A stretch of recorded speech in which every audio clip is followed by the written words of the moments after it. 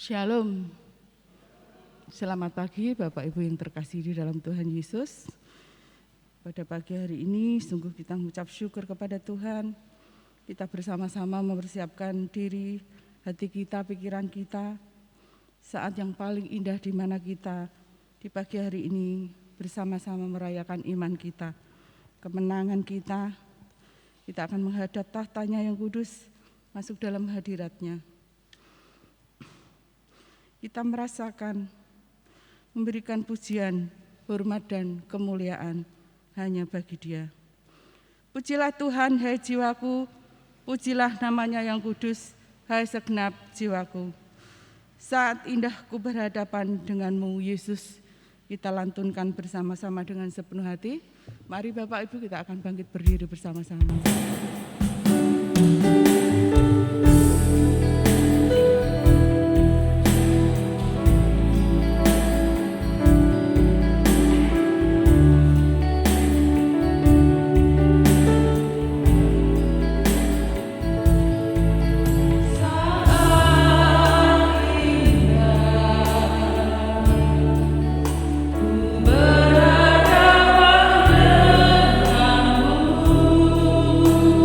Memandang wajah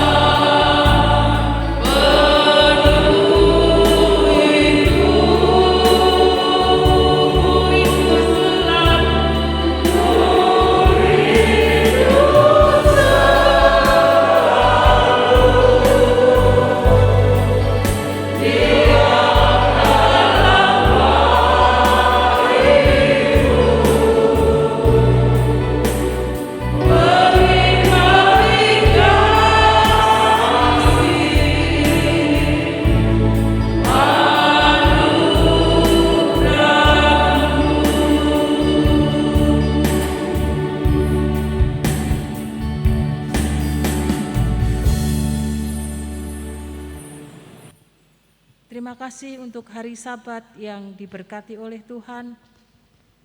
Dan setiap kami pribadi lepas pribadi diperkenan menghampiri Allah yang kudus, yang menguduskan setiap kami, sehingga kami boleh menikmati persekutuan yang indah bersama dengan Tuhan dan saudara-saudari seiman kami.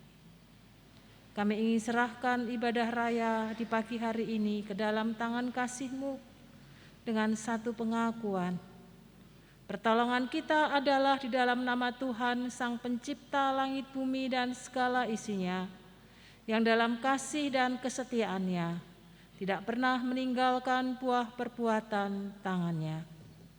Kasih karunia dan damai sejahtera dari Allah Bapa, Putra, dan Roh Kudus menyertai saudara-saudari sekalian. Amin.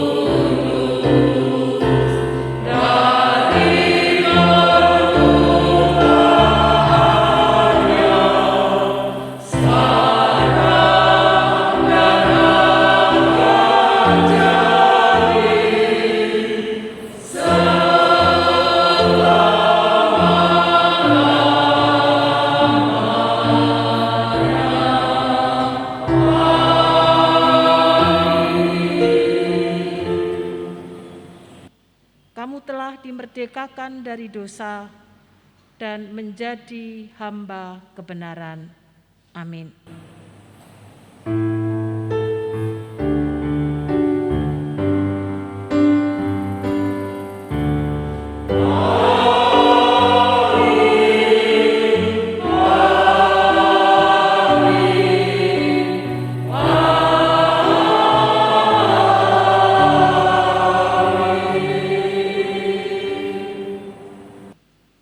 Bapak, Ibu, Saudara yang terkasih di dalam Tuhan Yesus, tepat di dalam minggu ini adalah bulan Agustus, bulan yang bersejarah bagi bangsa negeri kita tercinta Indonesia.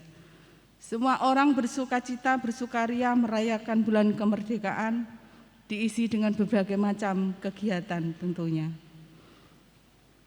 Yeremia 29 ayat 7 mengatakan, usahakanlah kesejahteraan kota kemana kamu aku dibuang.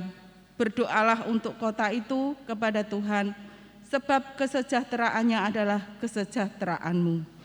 Dan hai segala bangsa, bertepuk tanganlah, lulukanlah Allah dengan sorak-sorai, sebab Tuhan yang maha tinggi adalah dahsyat. Raja yang besar atas seluruh bumi. Yesuslah Tuhan yang layak ditinggikan, layak disembah oleh suku-suku bangsa. Biarlah kemuliaan Tuhan yang nampak dan pemulihan terjadi untuk bangsa dan negeri kita tercinta Indonesia. Mari Bapak Ibu kita akan lantunkan satu pujian. Yesuslah Tuhan yang layak ditinggikan, Indonesia penuh kemuliaan.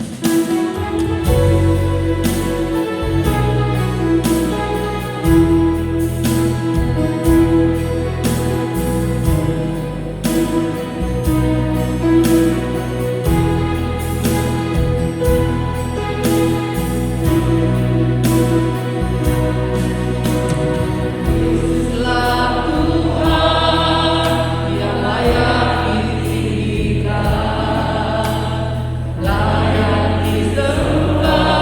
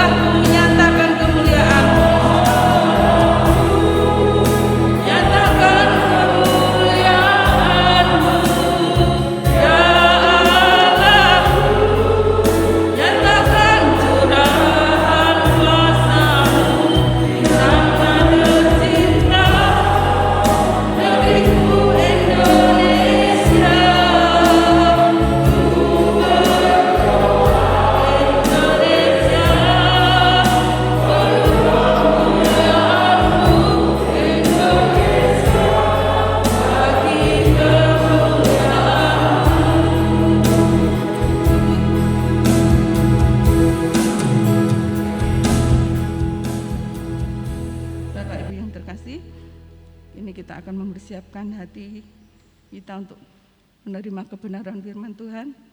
Kita duduk diam dengan tenang, menerima makanan rohani di dalam kehidupan kita.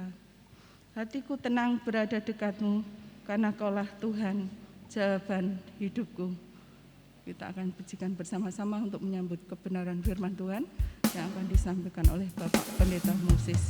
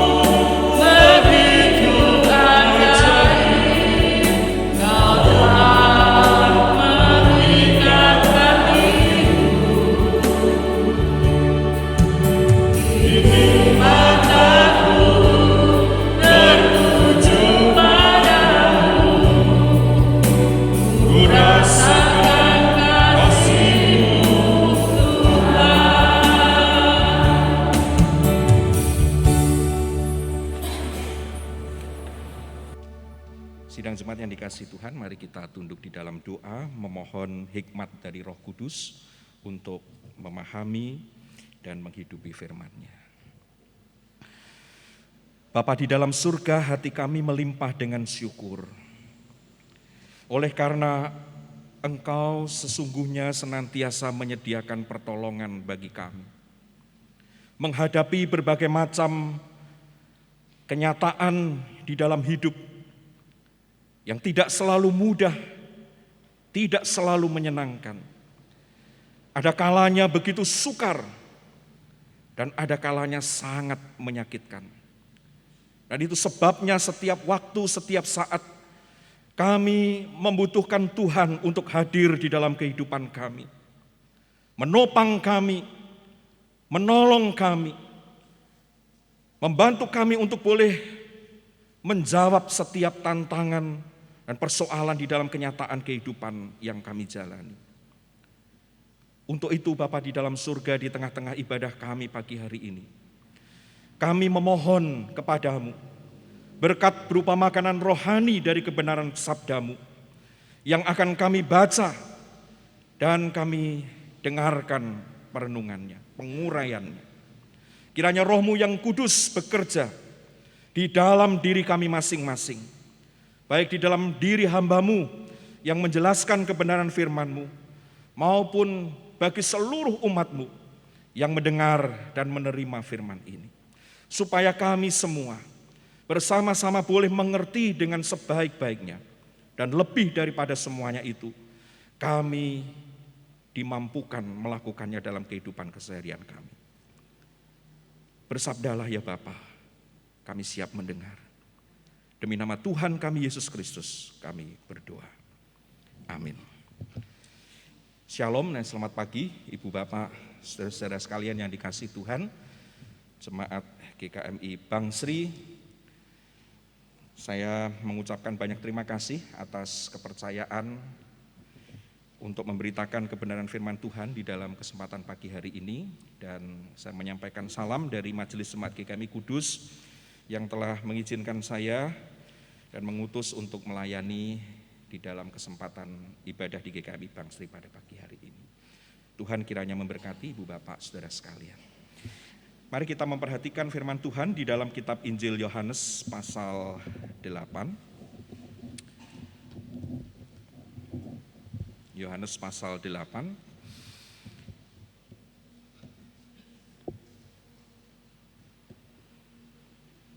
Ayat 30 sampai 36. Yohanes pasal 8 ayat 30 sampai 36. Demikian bunyinya. Setelah Yesus mengatakan semuanya itu, banyak orang percaya kepadanya. Maka katanya kepada orang-orang Yahudi yang percaya kepadanya, "Jikalau kamu tetap dalam firman-Ku, kamu benar-benar adalah murid-Ku. Dan kamu akan mengetahui kebenaran, dan kebenaran itu akan memerdekakan kamu." Jawab mereka, "Kami adalah keturunan Abraham dan tidak pernah menjadi hamba siapapun. Bagaimana engkau dapat berkata, kamu akan merdeka?"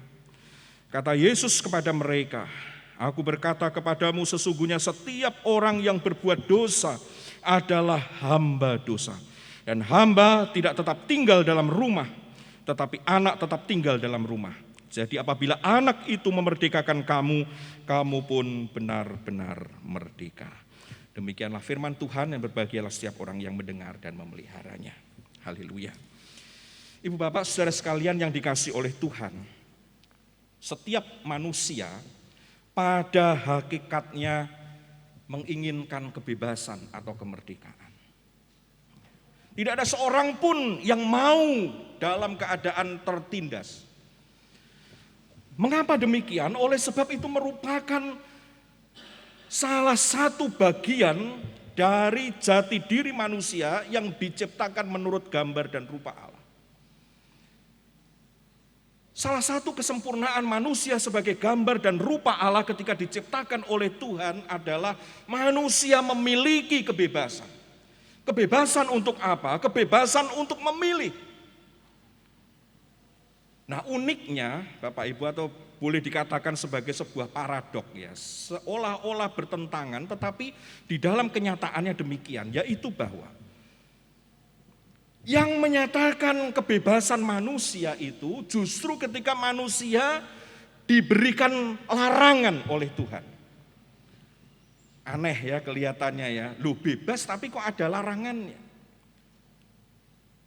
Dalam narasi kitab Kejadian kepada kita dijelaskan, larangan itu sebenarnya sederhana saja.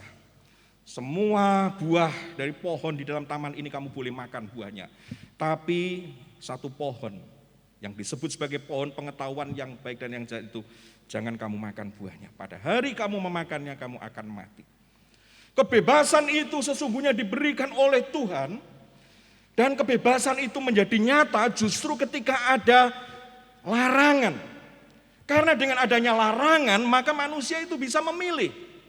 Manusia bebas untuk memilih. Memilih apa? Memilih untuk taat kepada kehendak Allah, atau justru memilih untuk melanggar larangan Tuhan. Nah, jadi kita melihat Bapak Ibu saudara sekalian kasih Tuhan, di sini nyata apa yang diungkapkan oleh Bapak Gereja Agustinus tentang rangkaian keberadaan manusia ya. Keadaan manusia ketika diciptakan oleh Allah, dia berada di dalam keadaan yang disebut tidak berdosa tetapi bisa berdosa. Dan di sanalah Tuhan memberikan kebebasan, kehendak yang bebas. Manusia bisa memilih untuk taat atau memilih untuk tidak taat. Nah, tetapi fase kehidupan umat manusia itu ternyata dari manusia yang pertama menurut narasi kitab Kejadian adalah bahwa manusia yang diberikan kebebasan itu memilih melanggar kehendak Tuhan. Dan itulah dosa. Nah, ketika manusia jatuh ke dalam dosa, manusia justru kehilangan kebebasannya. Oleh karena manusia yang berdosa itu berada di dalam keadaan yang disebut keadaan tidak bisa tidak berdosa. Manusia yang berbuat dosa menjadi manusia yang tidak bisa tidak berbuat dosa. Dia menjadi budak atas dosa. Tidak lagi bisa memilih untuk taat kepada kehendak Allah ataukah untuk berbuat dosa. Inilah yang diungkapkan oleh Tuhan Yesus di dalam ayat 34. Aku berkata kepadamu, sesungguhnya setiap orang yang berbuat dosa adalah hamba dosa, budak dosa. Nah, siapa manusia yang berdosa itu? Roma 3 ayat 23 menyatakan kepada kita, semua manusia telah berbuat dosa dan kehilangan kemuliaan Allah. Dari semua manusia termasuk kita hari ini, sesungguhnya adalah manusia yang berada di dalam keadaan tidak bisa tidak berdosa. Namun demikian syukur kepada Allah di dalam diri Tuhan Yesus Kristus, Allah mengadakan karya penebusan. Dan lewat karya penebusan itu, kita yang percaya kepadanya diubahkan keadaannya menjadi keadaan bisa tidak berdosa. Kita dibebaskan dari belenggu kuasa dosa itu sehingga kita bisa memilih untuk tidak berdosa.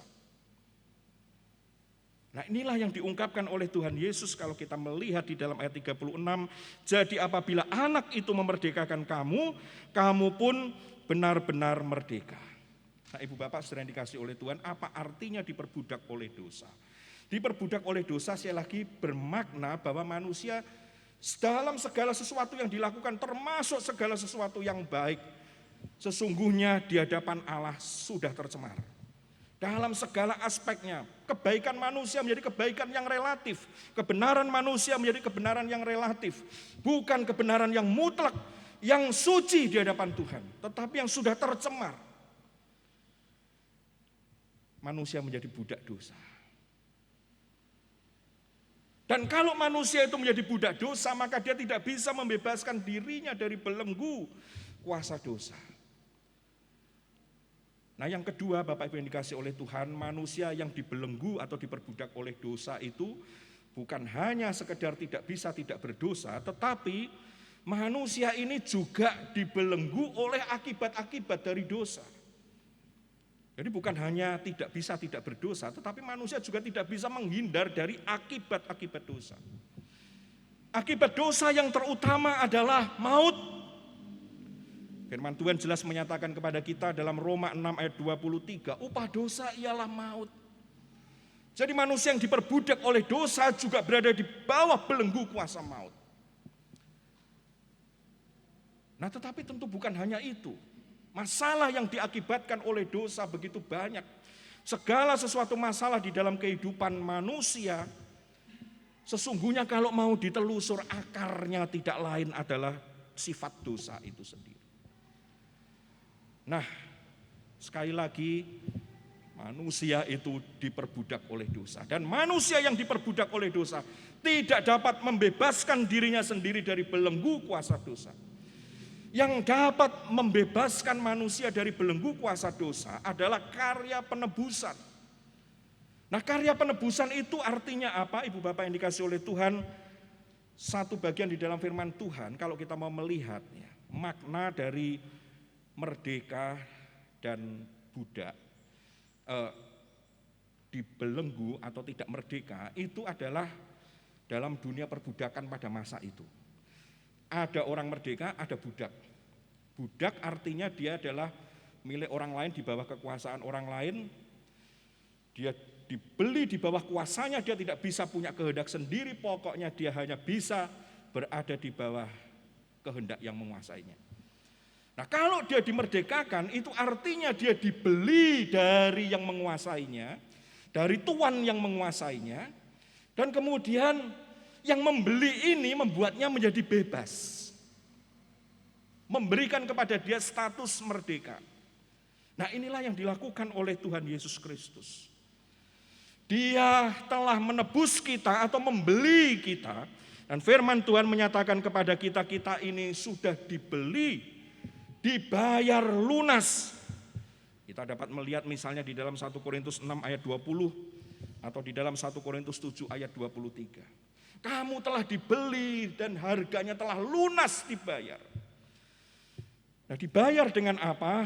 Jelas kita dapat melihat di dalam surat 1 Petrus pasal 1 di dalam ayat yang ke-18 dan 19. Di sana dinyatakan, kamu tahu bahwa kamu telah ditebus dari cara hidupmu yang sia-sia yang kamu warisi dari nenek moyangmu, bukan dengan barang yang fana, bukan pula dengan perak atau emas, melainkan dengan darah yang mahal, yaitu darah Kristus yang sama seperti darah anak domba yang tak bernoda dan tak bercacat. Tuhan Yesus Kristus menjadi harga yang membayar kita dari perbudakan dosa, lunas. Bagaimana bisa lunas? Oleh karena dia tidak bercacat celah, tidak bernoda. Dia tidak berada di bawah belenggu kuasa dosa. Karena dia tidak berbuat dosa. Nah, satu-satunya yang tidak berbuat dosa adalah manusia yang merupakan penjelmaan dari pribadi Allah yang kedua itu. Sang Firman yang menjadi manusia, dia tidak berdosa, dia tidak berada di bawah belenggu kuasa dosa. Dia tetap anak Allah dan dialah yang bisa membebaskan kita. Itu ditunjukkan dengan apa? Dengan ketaatannya sampai mati. Dia menuntaskan kehendak Allah tanpa cacat. Dia bisa memilih untuk taat atau tidak taat, tetapi dia memilih untuk taat. Pergumulannya sebagai manusia di Taman Getsemani itu jelas bagi kita. Dia berdoa kepada Allah Sang Bapa dalam keadaannya sebagai manusia, jika boleh, biarlah cawan ini lalu daripadaku. Biarlah kiranya cawan murka Allah itu kalau boleh tidak ditimpakan kepadanya. Tetapi ibu bapak yang dikasih Tuhan, dia memilih untuk taat kepada kehendak Allah Sang Bapa. Jangan kehendakku, melainkan kehendakmu yang jadi. Dan di sanalah letak kesempurnaan Kristus sebagai manusia yang tidak pernah tunduk kepada godaan kuasa dosa. Dia tetap suci memelihara ketaatannya kepada Allah. Berbeda dengan manusia yang pertama itu Adam dan Hawa, yang diberikan kebebasan untuk memilih taat atau tidak taat dan memilih tidak taat. Sedangkan Kristus, dia punya segala kemerdekaan itu, memilih taat atau tidak taat, tetapi dia memilih untuk tetap taat sampai mati. Dan justru karena itu semuanya lah, dia dapat menebus kita, membeli kita dari perbudakan di bawah kuasa dosa dan maut dengan harga yang lunas.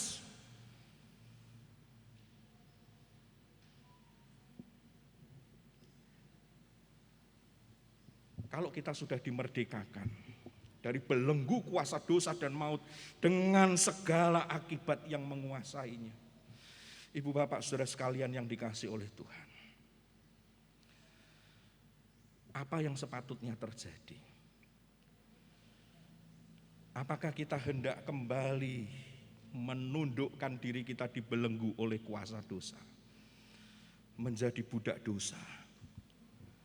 Tentu tidak demikian. Sebagaimana tadi di bagian nats pembimbing ibadah kita diungkapkan di sana, kalau kita memperhatikan di dalam kitab Roma dijelaskan di sana mengenai status kehambaan kita. Kita ini dibebaskan atau dimerdekakan dari kuasa dosa.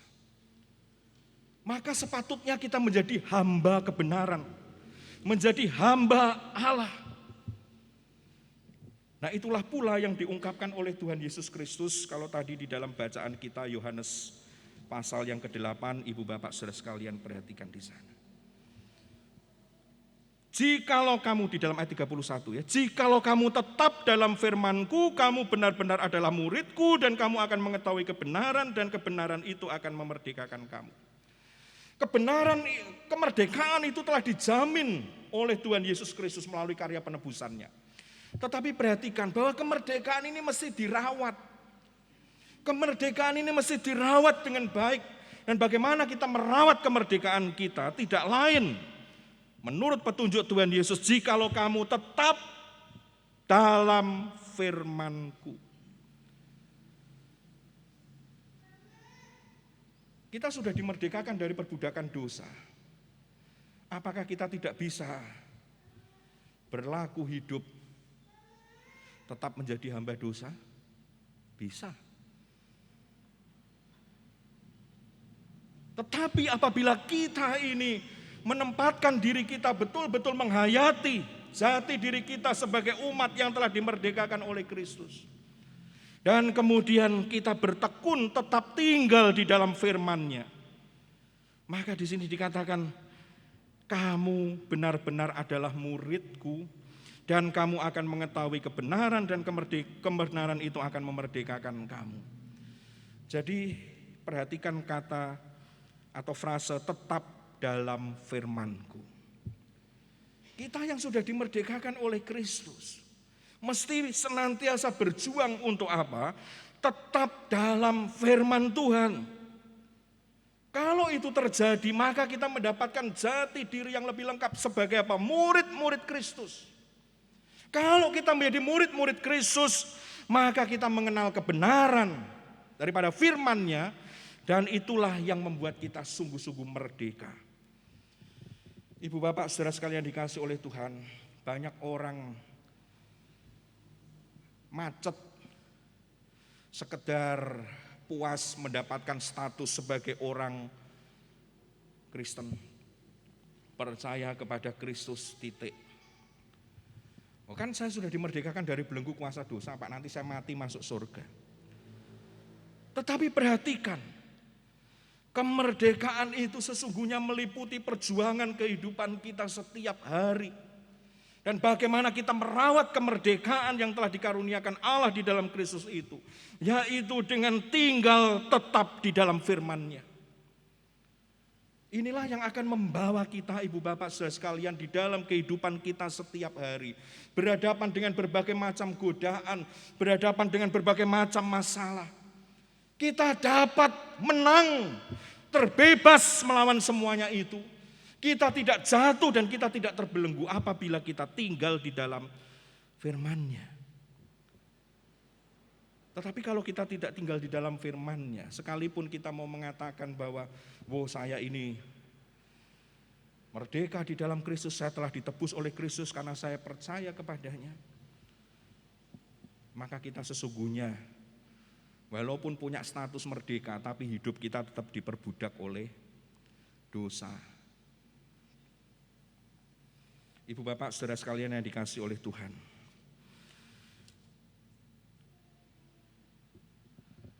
manusia tidak berdaya sesungguhnya melawan belenggu kuasa dosa. Dengan berbagai macam hasrat dan keinginan di dalam dirinya, hawa nafsu dan keinginan-keinginan yang akan membelenggunya di dalam jeratan kuasa dosa. Nah itu semua bisa dilawan dengan apa? Dilawan dengan firman-Nya. Bagaimana kita mau melawan semuanya itu apabila kita tidak mengenal firman-Nya? Nah, itulah sebabnya Tuhan Yesus mengatakan, jikalau kamu tetap dalam firman-Ku. Tinggal di dalam firman artinya apa? Setiap waktu, setiap saat kita berupaya hidup kita ini memang mengenal firman Tuhan, bergaul dengan firman Tuhan. Dan firman Tuhan itulah yang akhirnya menjadi jawaban atas setiap persoalan kita. Orang digoda,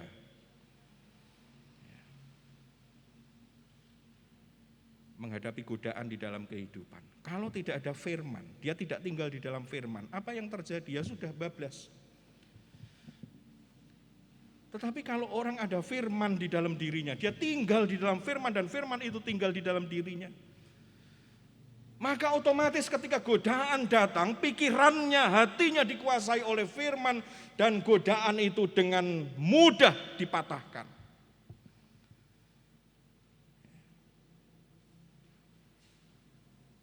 Tergoda, misalnya seorang suami tergoda dengan seorang gadis yang cantik. Deg-degan, hawa nafsunya bangkit. Kalau tidak ada firman yang menjaga dia, ya bablas. Istri gak weruh. Anakmu engko piye? Alah ora weruh adoh. Bablas. Tapi kalau ada firman, firman itu akan menyerukan, jangan berzinah. Firman itu akan menyerukan, engkau anak yang kukasihi, hendaklah kamu kudus oleh karena aku kudus. Itu semua akan menyala di dalam hati dan pikiran. Sehingga godaan yang datang itu dengan mudah diruntuhkan. Tetapi kalau tidak ada firman di dalam hati, semuanya lewat. Semuanya lewat. Ada godaan untuk keuntungan yang tidak halal.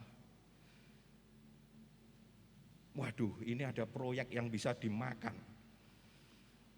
Tidak ada yang tahu karena saya pintar bagaimana merekayasa laporan.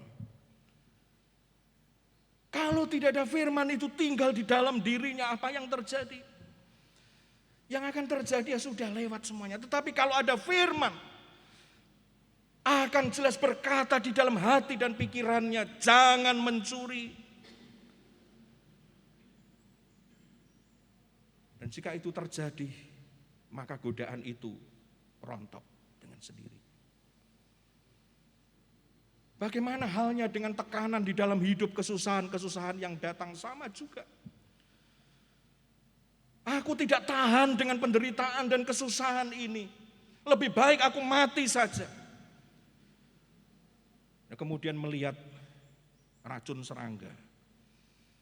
Minum selesai semuanya. Aku terbebas dari penderitaan ini. Untuk apa kamu hidup? Bisikan itu datang. Tetapi kalau ada firman, maka semuanya itu akan rontok. Oleh karena apa? Menyadari betul, engkau berharga di mata Tuhan. Firman itu bergema di dalam hatinya. Engkau punya Tuhan yang akan menopang, yang peduli kepadamu, yang sayang kepadamu, yang mengasihimu. Dan kemudian godaan untuk bunuh diri itu pun rontok. Demikian ibu bapak saudara sekalian dikasihi Tuhan. Kalau kita tinggal di dalam firman Tuhan, maka saat itulah kita sesungguhnya akan menikmati kemerdekaan kita setiap hari berhadapan dengan berbagai macam godaan, berbagai macam tantangan dan pergumulan di dalam hidup. Tapi kalau tidak ada, ya blong, semuanya blong.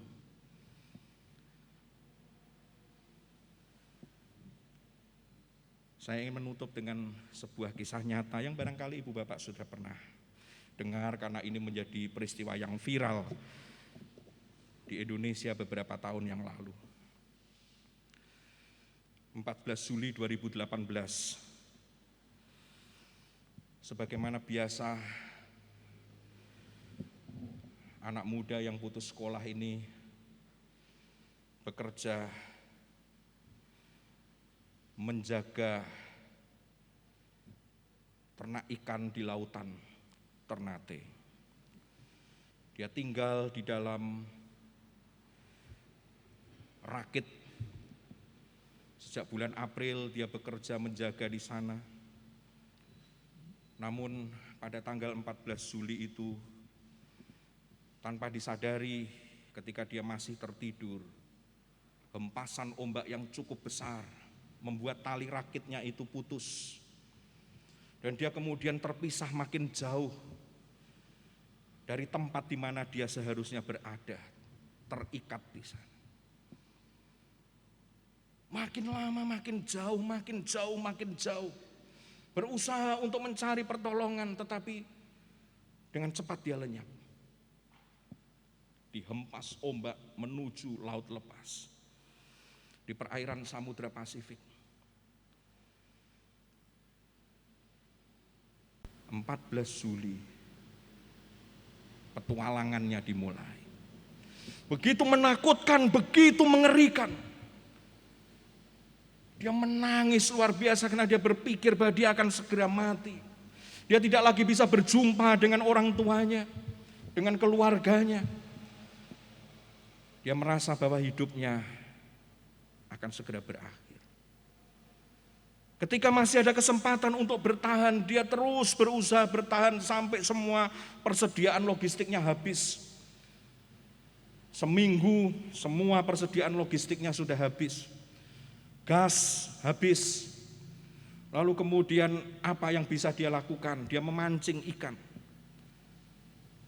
Bukan hanya memancing ikan, tetapi dia berupaya bagaimana ikan itu dapat dimasak. Menggunakan potongan-potongan kayu dari rakitnya, dia memasaknya. Tapi pada akhirnya dia juga terpaksa makan ikan mentah. Untuk minum, persediaan air minumnya selama berminggu kemudian habis.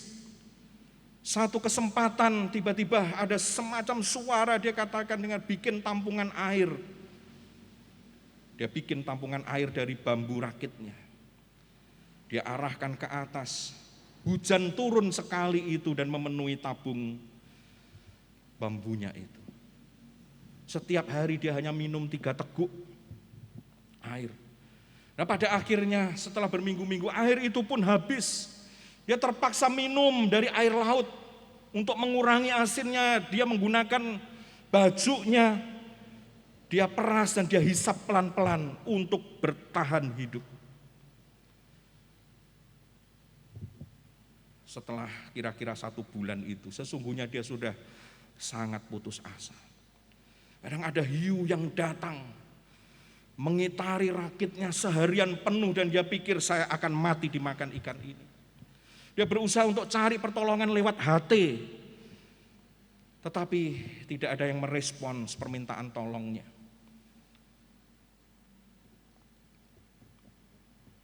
Tapi yang luar biasa ibu bapak saudara sekalian kasih Tuhan, dalam keadaan yang sangat lemah itu, dia mengatakan apa sesungguhnya yang memberikan kekuatan kepada dia. Semua bekal habis, semua makanan jasmani itu habis. Tetapi anak ini setiap kali dia pergi bekerja sebagai penjaga rakit untuk mencari ikan itu, tidak pernah dia lupa bawa Alkitab. Dan Alkitab itu dibacanya. Dan itulah yang menjadi sumber kekuatannya. Ketika suatu saat dia berpikir, aduh sudahlah saya tidak bisa, ada harapan lagi, saya mau mati. Dan daripada saya mati kenapa-kenapa dimakan ikan atau apa, lebih baik saya nyemplung ke laut. Tapi kemudian di dalam keadaan yang sangat lemah itu yang terngiang di dalam telinganya adalah bagaimana ajaran dari bapak ibunya, sekalipun orang yang sangat sederhana, miskin. Tetapi ajarannya adalah untuk selalu berharap kepada Tuhan.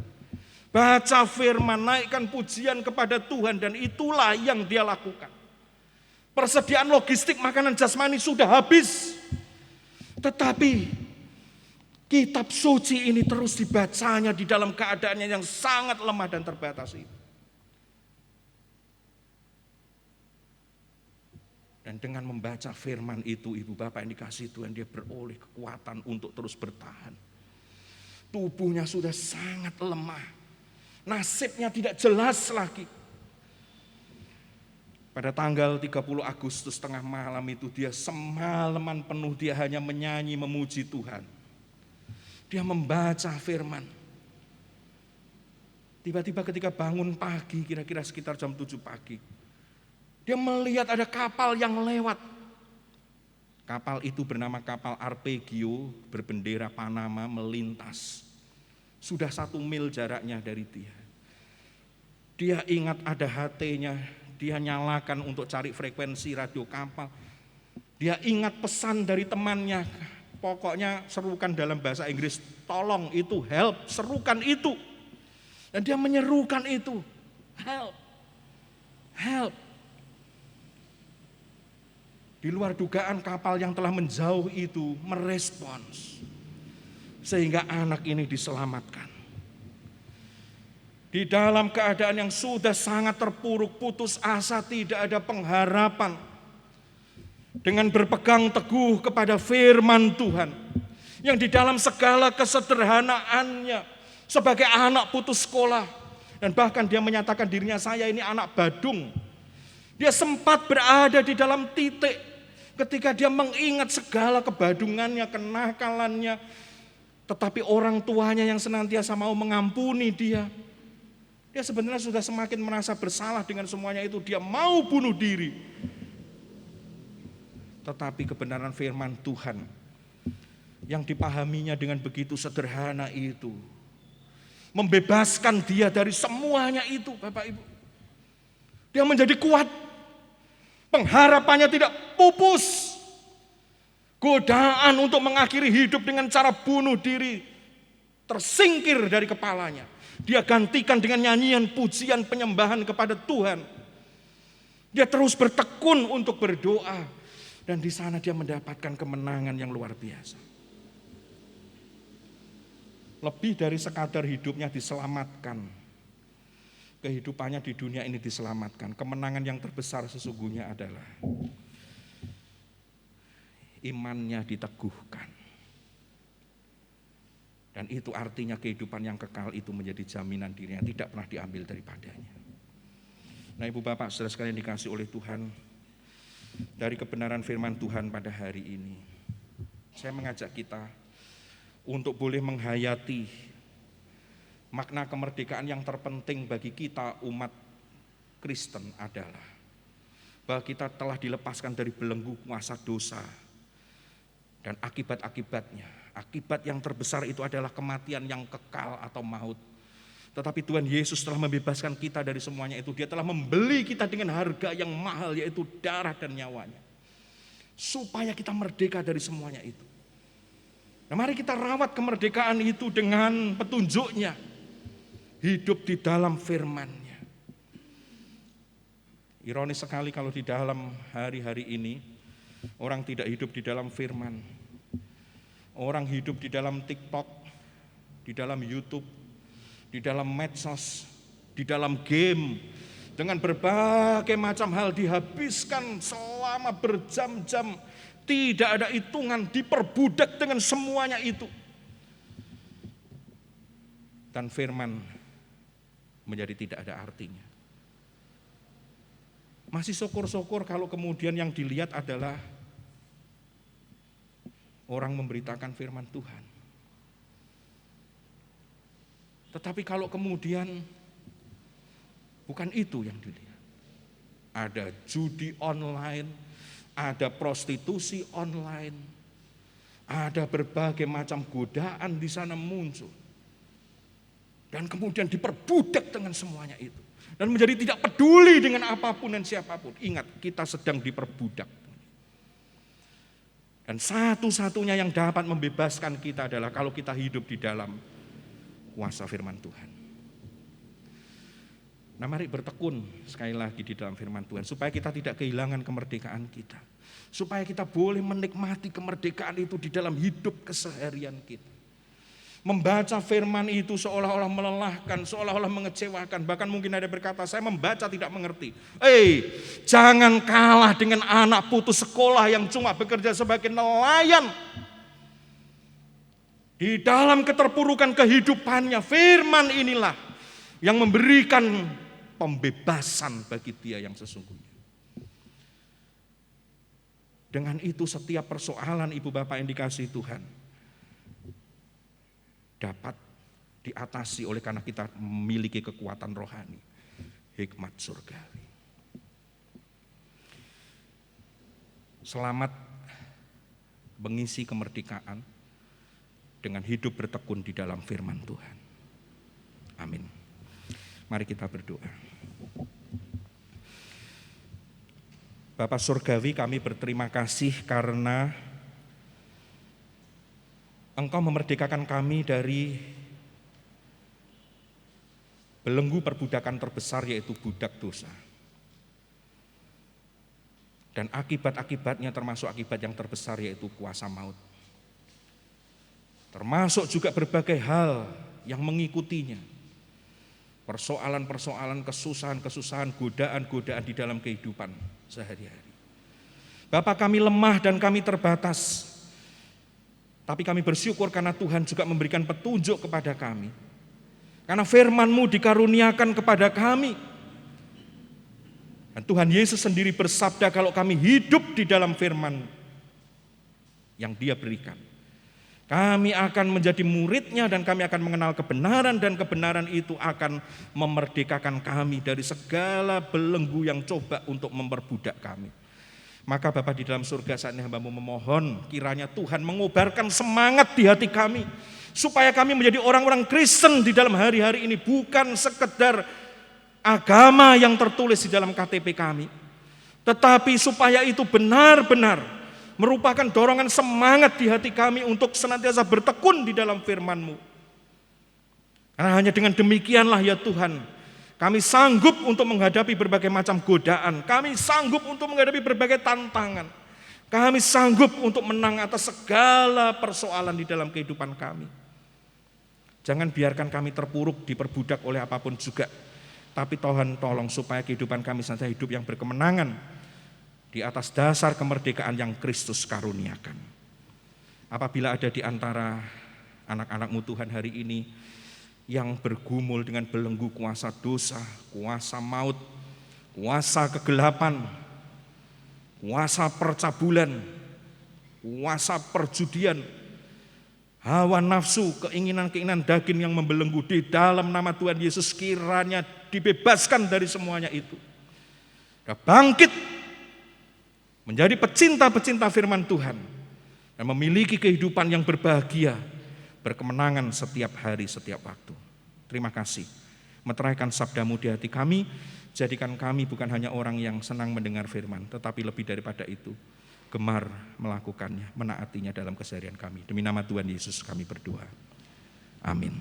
Kami mengucap syukur sepanjang pekan ini, Tuhan memberkati dan menyertai kami, baik dalam bergereja, berkeluarga, pelayanan yang Tuhan percayakan dan anugerahkan kepada setiap kami. Kami meyakini semua itu karena kasih kemurahan yang Tuhan beri dan anugerahkan kepada setiap kami pribadi lepas pribadi. Di tengah-tengah rasa syukur atas kasih dan pemeliharaan Tuhan, pagi ini kami juga hendak menopang saudara-saudari kami yang Tuhan izinkan mengalami pergumulan-pergumulan di dalam hidup ini. Saudara kami yang dalam proses pemulihan, kami terus menyerahkan ke dalam tangan kasih-Mu untuk Pak Hermi Janta, Ibu Sindu, Pak Mani, Pak Rukdi, dan mungkin juga ada beberapa saudara kami yang lain yang tidak bisa kami sebutkan. Jamahan dan lawatan Tuhan turun menguatkan dan mengokohkan. Tidak hanya tubuhnya disembuhkan dari kelemahan, tetapi juga rohnya semakin kuat di dalam pengiringan kepada Tuhan Yesus Kristus. Demikian juga untuk Ibu Guntur Reksa Samudra yang saat ini masih berbaring di rumah sakit, tangan Tuhan yang menopang, tangan Tuhan yang menolong. Kami menyerahkan segala sesuatunya ke dalam tangan kasih-Mu. Kami percaya lawatan Tuhan turun atas Ibu Guntur dan keluarga, sehingga mereka tetap merasakan damai, sejahtera, dan pemeliharaan Tuhan. Bahkan jika Tuhan berkenan, kami percaya Tuhan sanggup menyembuhkan dan memulihkan anak-Mu di usia senior, sehingga boleh menikmati berkat dan anugerah Tuhan dengan damai dan sukacita. Kami menyerahkan untuk TK dan PAUD Esther ke dalam tangan Tuhan. Berkati pendidikan usia dini ini ke dalam tangan kasih-Mu. Terima kasih untuk anak-anak yang Tuhan kirim dan percayakan untuk dididik takut akan Tuhan. Tuhan memberkati untuk guru, kepala sekolah, dan yayasan, serta orang tua bisa bersinergi bersama-sama membentuk satu pribadi anak-anak yang mengasihi Tuhan dan dipakai di zaman generasi mereka. Kami menyerahkan ke dalam tangan kasih-Mu. Kami terus ingin serahkan untuk pengalihan hak tanah kubur Makpela menjadi hak milik gereja ke dalam tangan Tuhan. Kami mohon berkat Tuhan menyertai setiap instansi maupun pribadi yang menolong kami dalam pengurusan ini. Kami percaya rahmat Tuhan turun atas setiap anak-anak-Mu, sehingga pada waktunya nanti semua boleh selesai untuk puji hormat kemuliaan bagi nama Tuhan. Kami juga menyerahkan gereja kami dengan segala rencana dan program yang kami lakukan, baik program jangka panjang maupun jangka pendek, serta pemilihan penatua diaken yang sudah berlangsung dan selesai. Kami menyerahkan ke dalam tangan kasih-Mu untuk rencana-rencana ke depan, penyusunan kemajelisan ke dalam tangan Tuhan. Kami percaya tangan-Mu yang akan memimpin dan menuntun, sehingga di kemajelisan yang baru dan yang sedang dipersiapkan, hatinya sungguh mengasihi dan melekat kepada Tuhan. Boleh bekerja sama melayani dan memberi yang terbaik bagi Tuhan. Berkat Tuhan menyertai untuk keluarga yang mendukung. Demikian juga kami serahkan untuk rekan-rekan majelis yang masih bekerja untuk menyelesaikan tugasnya. Tuhan terus menaruh hikmat marifat-Mu kepada kami dalam menyelesaikan tanggung jawab yang Tuhan beri lewat jemaat di tempat ini sampai dengan 2023. Tuhan taruh hikmat-Mu, berkat Tuhan turun atas setiap anak-anak-Mu, dimampukan mengerjakan karena kasih dan kemurahan Tuhan. Kami menyerahkan sinode kami dalam pembangunan yang terus masih berjalan ke dalam tangan kasih-Mu. Kami berdoa untuk PIPKA dan GGKMI agar hati yang mengasihi Tuhan lewat mengerjakan pelayanan maupun pengabaran Injil boleh dilakukan dan dikerjakan, sehingga kami sebagai orang-orang yang percaya kepada Tuhan dimampukan mewartakan kasih Kristus kepada saudara-saudari kami yang lain. Bapa Surgawi, kami juga ingin menyerahkan untuk saudara-saudara kami yang berulang tahun di minggu ini. Kami mengucap syukur.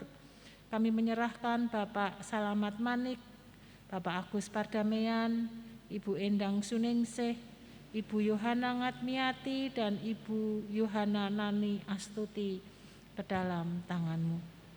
Berkati anak-anak-Mu, baik di masa muda maupun dalam usia senior. Limpahi dengan kesehatan, berkati rumah tangga yang dibangun, tambahkan pengalaman hidup berjalan bersama dengan Tuhan, sehingga lewat setiap anak-anak-Mu ini, tidak hanya mereka mendasarkan berkat Tuhan, tetapi mereka akan dipakai menjadi saluran berkat bagi banyak orang. Kami menyerahkan perjalanan hidup anak-anak-Mu ini ke dalam tangan kasih-Mu, kasih setia Tuhan yang senantiasa menyertai dan memberkati anak-anak-Mu. Terima kasih Bapa. Kami menyerahkan doa syafaat kami menyerahkan bangsa dan negara kami serta kota kami ke dalam tangan Allah yang hidup. Di dalam nama Tuhan kami, Yesus Kristus. Amin. Saya undang Bapak Ibu bangkit berdiri. Bersama-sama dengan segenap orang percaya di segala tempat dan sepanjang abad, marilah kita mengucapkan pengakuan iman kita. Aku percaya kepada Allah, Bapa yang Maha Kuasa, Khalik langit dan bumi, dan kepada Yesus Kristus, Anaknya yang tunggal Tuhan kita, yang dikandung daripada Roh Kudus, lahir dari anak darah Maria, yang menderita sengsara di bawah pemerintah Pontius Pilatus, disalibkan, mati dan dikuburkan, turun ke alam.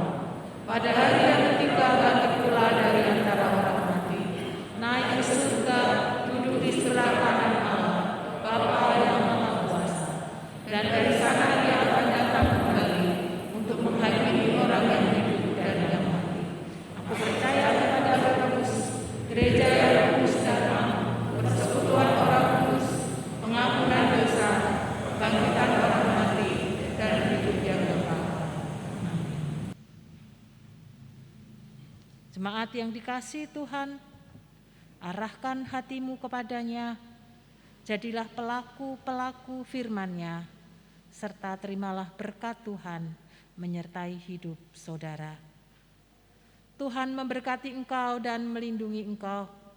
Tuhan menyinari engkau dengan wajah-Nya dan memberi engkau kasih karunia.